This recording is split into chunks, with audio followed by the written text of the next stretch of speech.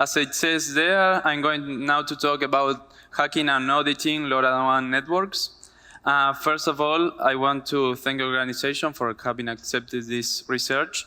And I want also to mention that this research was made with Cesar Cerrudo and Esteban Martinez Fayo, who work for IoActive. So let's start with the talk. So now I'm going to introduce LoRaWAN. What's LoRaWAN? It's an IoT protocol which is built on top of the LoRa layer. As we can see in that picture, the LoRa layer is the physical layer, and LoRaWAN is like the MAC layer. So LoRa itself has like many benefits or advantages over its competitors. First of all, it's a low power protocol. There are implementations that have like where devices use like 2 AA batteries for a whole year, for example. Another good feature is the high range it provides. In cities, we can have like more or less 2.5 kilometers. And in rural areas, we have like more or less 10 to 15 kilometers. It will always depend on the eyesight we have between the devices and the antennas. And of course, there is a record now of 700 kilometers. Another cool feature, and this is important, is that we don't need a license to use LoRaWAN, I mean the RF spectrum. So we don't need to pay to use LoRaWAN nor ask a permit, for example. And the only downside of using LoRaWAN is the one we can see there. So with that data rate, this is not a suitable technology for using for multimedia implementation, for example. So there we have like a picture of the basic infrastructure of LoRaWAN. At first we have like the devices which send messages back and forth between the network server. Then we have the antennas, which in LoRaWAN are called gateways. Here I have one. This is a semi-professional gateway, which gateways act as a bridge between the LoRa technology and the TCP/IP stack. Then we have the network server, which is in charge of the authentication, authorization, the network management, and so on. And finally, we have like the applications, which are defined by the implementation itself. So now I'm going to comment I'm going to comment about the background of LoRaWAN. Nowadays, we have like more than 100 network operators, which include like telecommunication companies, service providers, and so on, more companies. Last year, it had a 60% growth, this implementation. There is an implementation in Brazil. Last year, they deployed like 400,000 devices, and by the end of this year, they're thinking deploying like 2 million of them. And there is another big implementation in France, for example, where they implemented for smart meter, for water in particular. It was a partnership with the Orange telecommunication company that for the cell phones we know. And okay, so nowadays we have LoRaWAN in more than 100 countries. There is also a LoRa Alliance, which is in charge of, for example, enhancing the protocol, like improving it. And this LoRa Alliance is composed by manufacturers, vendors, developers, these telecommunication companies, and many other members of the LoRaWAN community. So we have like more than 65,000 developers, and nowadays we have like more or less 80 million devices deployed in more than 10K LoRaWAN networks. So, projection thought for the year 2021, it is thought to be like deployed more or less 10 million devices per year, starting from that year. And there we have an image of the LoRa Alliance, which we can see it was started by IBM and Semtech, which I didn't mention. Semtech is the company that developed LoRa. LoRa is a proprietary protocol, but its use is not proprietary. I mean, we can just use the gateway, and we don't have to pay a license to use it. And nowadays, this LoRa Alliance is composed by many companies, most of them very important, as we can see in the picture. So now let's go to the most important. I'm going to talk about the security features of LoRaWAN. And before starting, I want to mention that it's in its version 1.03. Nowadays, there is a newer one, which I have a slide for that. But now let's focus on this version, which is nowadays the most deployed. So the first security feature that we have is counters for messages for both uplink and downlink traffic. When I say uplink is the traffic which is sent from devices to the network server, and downlink is the other thing. These counters are of 16 bits, which goes from 0 to, the counter goes from 0 to 65,000 more or less, and once they are overflown, they are reset to 0. Another security feature which is optional is the possibility to confirm messages sent by devices. Now we have this feature, which is the integrity control that is provided for messages. We can see there that for integrity control, we have this session key, which is the network session key. And you should know that we have integrity control only between devices and the network server. LoRaWAN doesn't define integrity control between the network server and the application. And we later see that it derives into a vulnerability. So another cool feature, which is also the base of the security in LoRaWAN, is the encryption of messages. And the encryption is made between devices and the application of the user. And this is done with another session key, which is called the app session key. So the way these session keys are derived or retrieved, it depends on the activation method that was chosen for each device. LoRaWAN defines or provides like two activation methods. One is ABP, which stands for activation by personalization, and the other one is over-the-air activation. So ABP, as I mentioned, is activation by personalization, is the easiest one. It only requires to hard code the session keys into devices, and of course into the network server too. Its ABP activation method is not suitable for productive environments. It's not a good practice to implement ABP because the same, we'll see later that if we use the same session keys throughout the whole life of the device, we'll be repeating the same cryptographic blocks. We don't want that. So on the other hand, we have like over-the-air activation.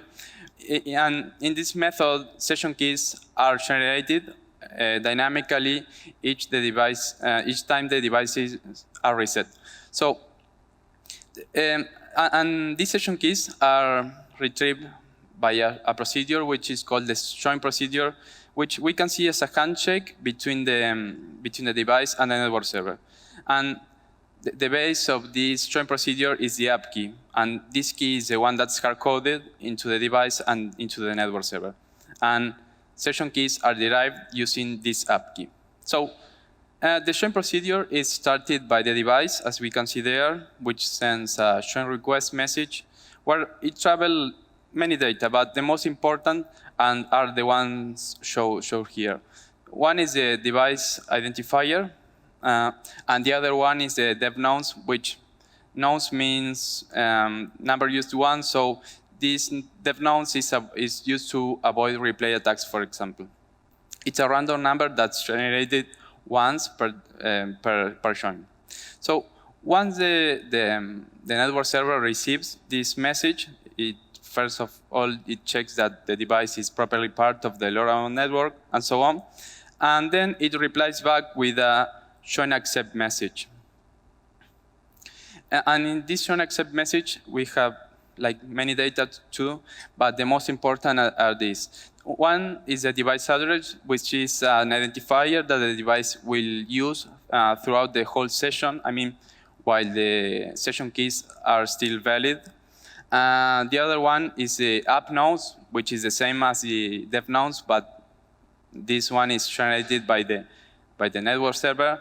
And the last one is a network identifier, which is an identifier shared by all the devices across the LoRaWAN network. And this is important that this message is encrypted using the app key. So if sniff, for example, a shown accept packet in the air, we'll see only a chunk of encrypted data. So once these two messages are exchanged between the device and the network server, now both they can derive the session keys properly, and once they derive the session keys, they can start exchanging messages between each other.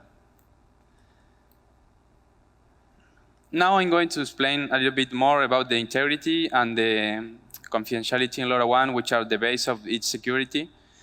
So today I mentioned that we have integrity between the device and the network server. So the way the integrity is achieved is by appending a message integrity code at the end of each message. And to compute this MIC, we have two big steps. The first one is to compute a hash in doing AES 121 in C and 128 in CMAC mode, taking the whole LoRaWAN packet and encrypting it with the network session key, which we should remember that's used for integrity. So once we have this hash, we only take the first 4 bytes and we append it to the message that we are whose MIC we are computing. So for the confidentiality, today I mentioned that we have end-to-end encryption between the device and the application of the user. What I didn't mention is that only the data payload of the message is the one that's encrypted. So the rest of the LoRaWAN headers are sent in plain text, but that's not a problem for a moment. So for doing the encryption, we have also 2 big steps. The first one is to encrypt a fixed pool of bytes plus the counter of the message that we are signing with the app session key, the one that's intended to be used for confidentiality. So the result of this calculation is let's say an S block, which is now used in an XOR operation with the data that we are signing, with the data that we are encrypting, in order to get the ciphertext. And I want you to remind of it that we have an X block which depends directly on the counter and on the application session key, and this S block is used to cipher the text, because now I'm going to speak about the vulnerabilities that were found.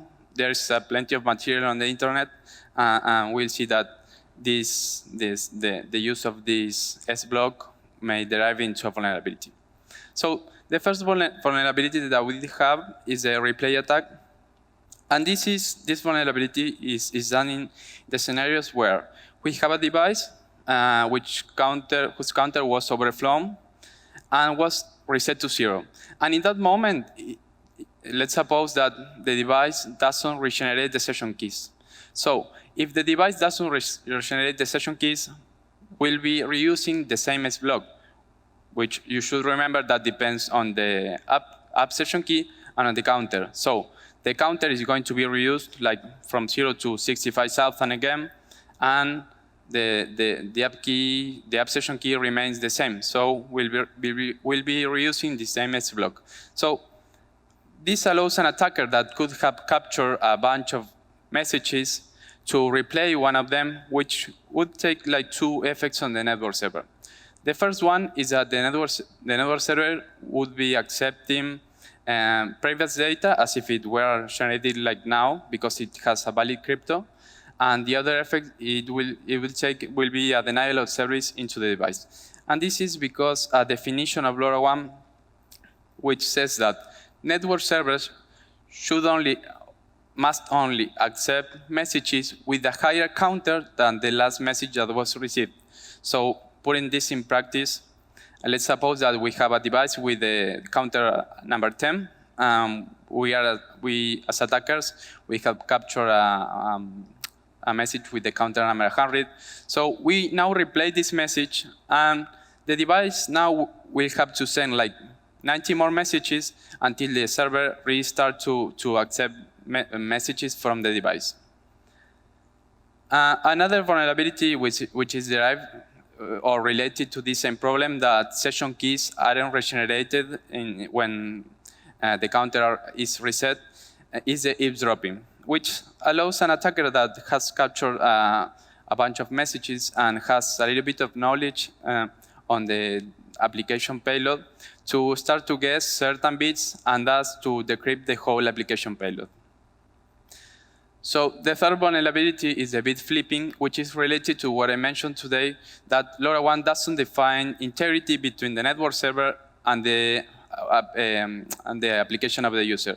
So supposing that we don't have, that the user didn't implement other integrity method between the network server and the application, and supposing that we have an attacker that has access to that channel, should be able, for example, to flip certain bits, which at the decryption time will be unnoticed by the end user, and thus will be decrypting incorrect data different from the one that was formerly sent by the device. And the last vulnerability for this version is the possibility to spoof acknowledged messages. And this is because these messages don't specify which message they are confirming. So the attacker would have only to capture at least one acknowledged message and could start to replay it to devices, and thus it will cause a denial of service to the devices. So until here, I've been talking about LoRaWAN in its version 1.03. Nowadays, we have this version, which is LoRaWAN 1.1. As we can see there, the base infrastructure has like many other components than the version I've been talking about. For example, we have this joint server whose responsibility now is to derive the session keys. Instead of doing so, the session server, for example, instead of having one root key, which instead of having the app key, we have like 2 root keys now. Instead of having 2 session keys, we have 6 of them now. So the security in this version was pretty much in case. It's pretty good. The vulnerabilities I mentioned later were pretty much mitigated. I think that 3 of them were like fully mitigated. But there is a problem, and it's not with the protocol itself, it's with the environment. It's that the vendors aren't still embracing this new version, aren't still implementing. So yeah, we have a pretty cool secure version of LoRaWAN, which is not being deployed. So now we are starting to get into what was our research. What we most find is that usually implementations have a poor key management. I mean, the app keys that I showed today, that they derive into the session keys, we have like many problems in its management. So we found that it's possible to get app keys like from everywhere. So I'm going to comment where we found session keys, app keys, sorry. So a common scenario is to have like devices deployed like everywhere, where it's supposed, or most of the time, as users, we have physical access to these devices. And usually these devices come with a tag, for example. And in that tag, we have the app key. So as users, we can read the app key, and then, for example, we can generate the session keys, and we can inject packets to the LoRaWAN network. And of course, these tags aren't removed at the implementation time by the technicians, for example. Also, we found app keys hard-coded in open source code. Usually people download the GitHub and install the code into the device, and they usually don't change the key. So that's another source of app key. We also found, because there are devices that can be activated with a mobile application using Bluetooth, and I'll show an example later that we have the mobile application which says the app key that is using those devices. We also know that, for example, when we buy a bunch of devices, vendors usually send the app keys using in Excel sheets. So if we gain access to those Excel sheets, then we can own a lot of devices.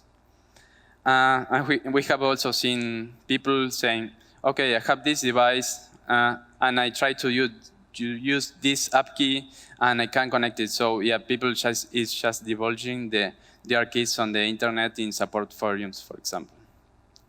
So there we have like a couple of examples. And the first one is from the mobile application that I mentioned. And the other one, trust me, it's written really small, the app key of the device, and that's from a device label. So yeah, we have keys, LoRaWAN app keys everywhere. So besides having like well-known keys, I mean, we have recompiled, we have a dictionary of app keys. We found that people usually use weak keys instead of like well-known. So what are weak keys? I mean, we have found that people are using keys only composed by zeros or 00, 11, and thus still reaching FF. For example, using all the characters in X. And this is another problem, we also found that implementations are remade with, I mean, people choose the same key for a whole group of devices. So if we hack only one device, then we have the whole LoRaWAN network.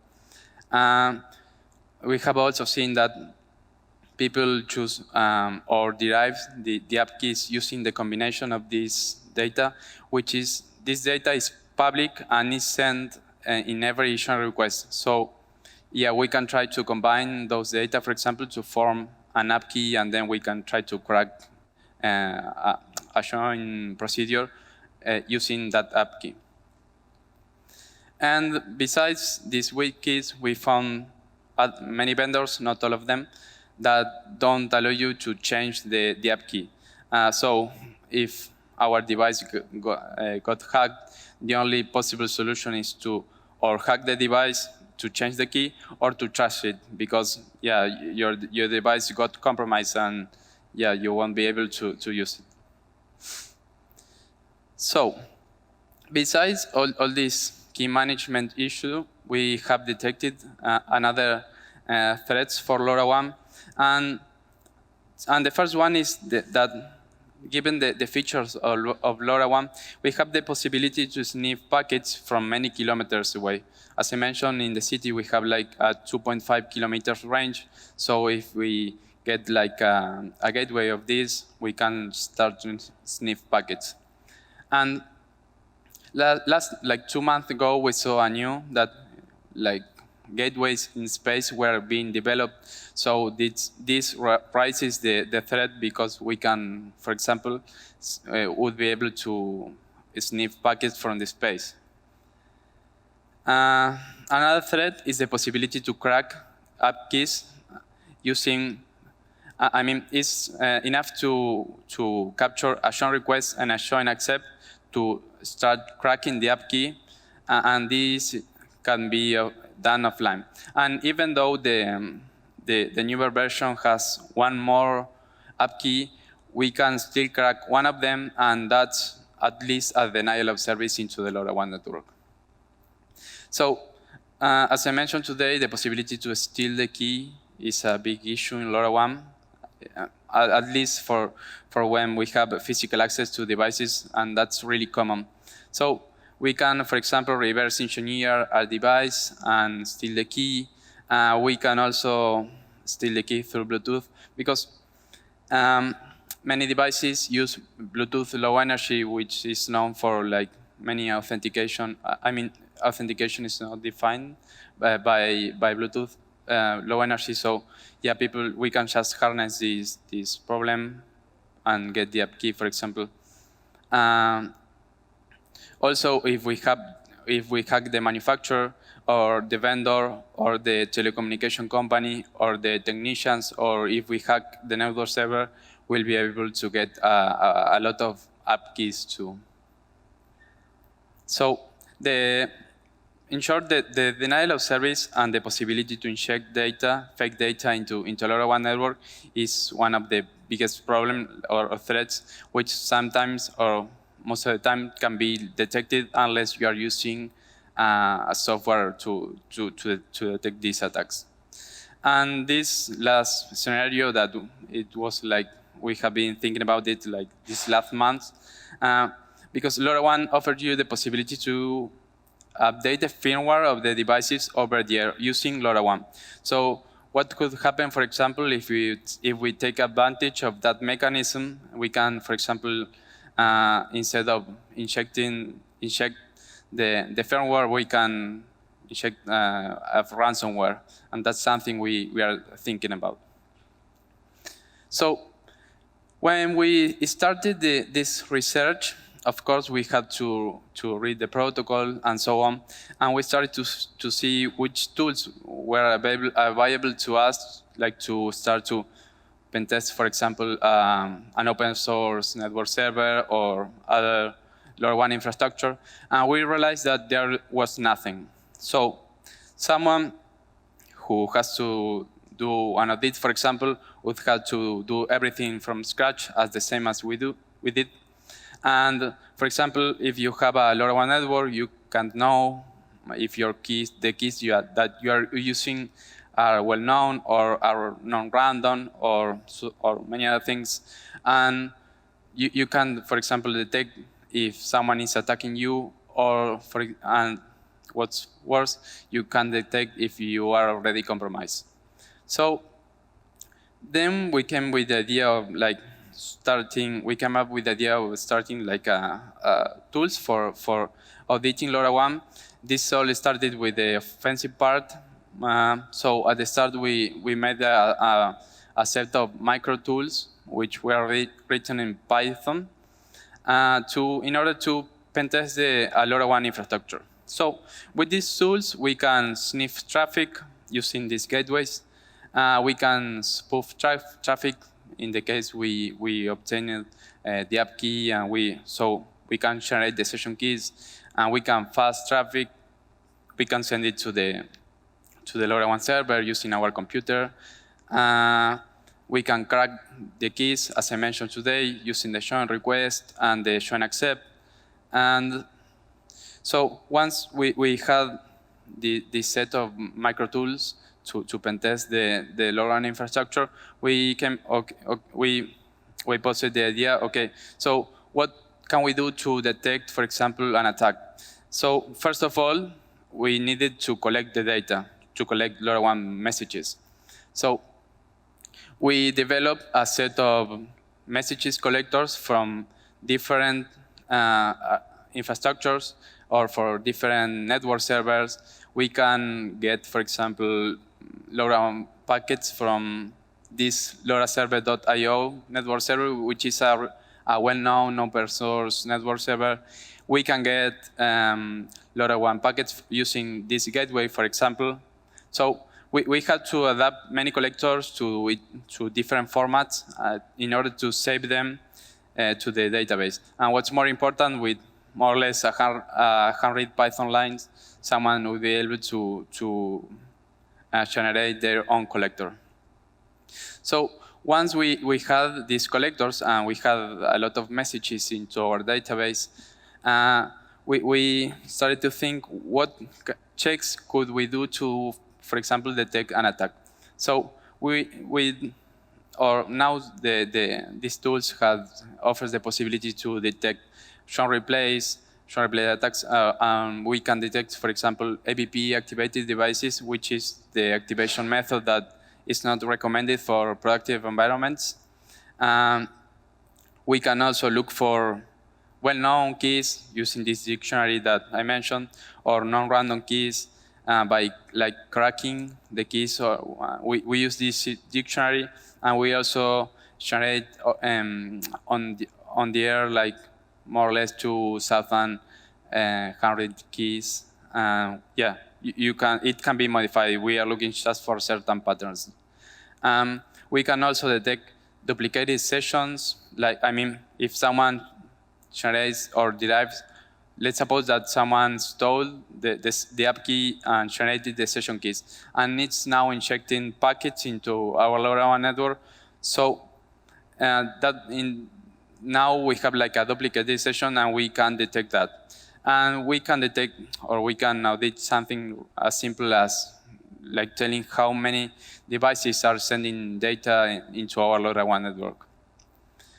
So there is the architecture of the framework. We have the collectors which save messages into the database, and those messages are fetched by the analyzers, which look for certain patterns in the traffic and raise different alerts. And at the end, we have like this set of Microtools that I mentioned that are intended more for the offensive part. So as I mentioned today, these tools were written in Python, maybe the 90% in Python, and the rest in Golang. We decided to use SQL Alchemy to the database access so that people can choose, for example, between using SQLite or PostgreSQL according the intended use. I mean, if the intended use is for offensive or for defensive part. And of course, this is shipped in a container, in a Docker container, in order to solve the dependencies management. So about the hardware that we have been using for this research, and we are currently using. So as I mentioned today, to sniff packets, we can use this LoRaWAN gateway, which is composed by a transceiver, a LoRaWAN transceiver, and a Raspberry Pi, and costs approximately $200. This gateway has like 2 software components, and we managed to modify one of them so that in that way we can get the behavior, or we can make the gateway to behave as if it were a device. So that way we can send messages to other gateways, and that this way we can inject LoRaWAN messages in a valid LoRaWAN infrastructure. And this component, this modified component, is already uploaded in GitHub. So by using this gateway, we realized that it has like 2 limitations. The first one is that we cannot sniff downlink traffic, and the most important downlink traffic that we need is a show and accept, because with that traffic we can, for example, crack the app key. And the other limitation that we detected is that, the other limitation that we have is that we can only sniff 8 out of 64 channels. Although that's a limitation of this gateway. Nowadays we have like more professional gateways, but cost 10 more times than this gateway. So then we started to think about a workaround to solve these limitations, and we came up with the idea of using an SDR. For those who don't know, an SDR is a device that provides us an interface between our computer and the RF world. And the SDR that we found most suitable for our needs was the Lime SDR, because its bandwidth, at least for the RF requirements in Argentina, its bandwidth, it's big enough to cover like the whole bandwidth that we need there. And this SDR costs approximately $300, and there are available many plugins to encode and decode LoRaWAN traffic. So now I'm going to show a little demo. In this demo, I'll run the analyzers. I have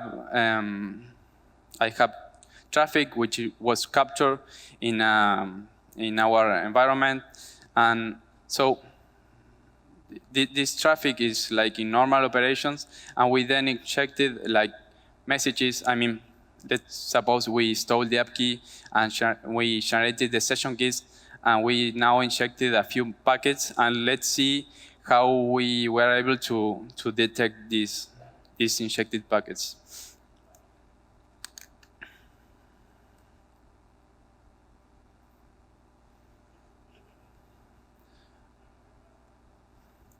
You do? Okay, so now I'm going to run one of the analyzers. This one looks for patterns in the traffic. And let's see the alerts.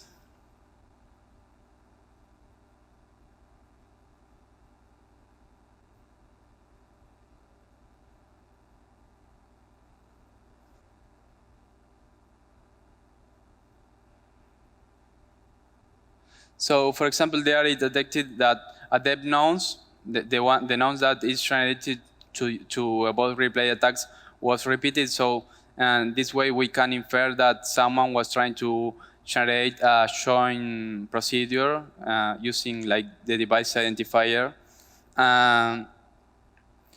Another alert that is right there.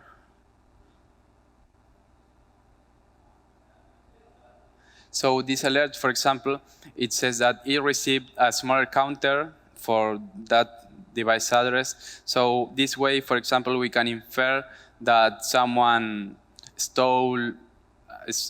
have stolen our app key, and it then generated the session key and is now injecting fake data into our network server. So that way, and our device keep on sending messages. So yeah, we have a difference in the counters, and the alarm is raised.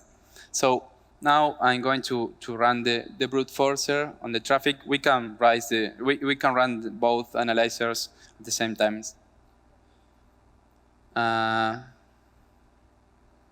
So on purpose, I like made like a lot of showing there. We see that key was found for that device using that device address, and it says there in which ID of the message ID in the database it was. So if we found, for example, the app key, we can now look for that join request and that join accept and derive the session keys using that app key. So I'm going to go over like really fast about the demo. First, I had a LoRaWAN dataset in my DB that was captured in our offices. Then the first step was to run the analyzers and see the alarms that it raised. Then we launched the brute forcer. And there you have the commands that I used. And as I mentioned a few seconds ago, we are now able to retrieve the shown request, the shown accept, and the app key from the database, and derive the session keys. And now we are able to inject fake data, for example, into a database, or we can perform a denial of service into the device.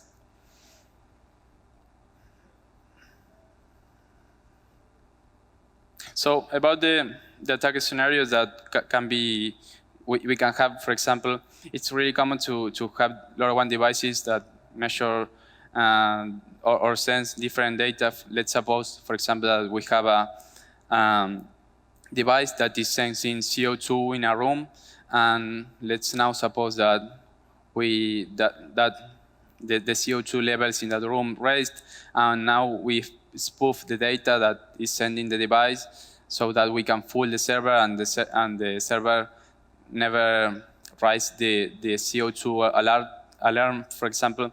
So that way we can put human lives at risk. Another common scenario is to have the smart meters. So let's suppose that we can perform the network service into millions of devices, as in the implementation I mentioned, so that at the end of the month, the utilities companies wouldn't be able to generate the bills because, they can retrieve the measures from devices.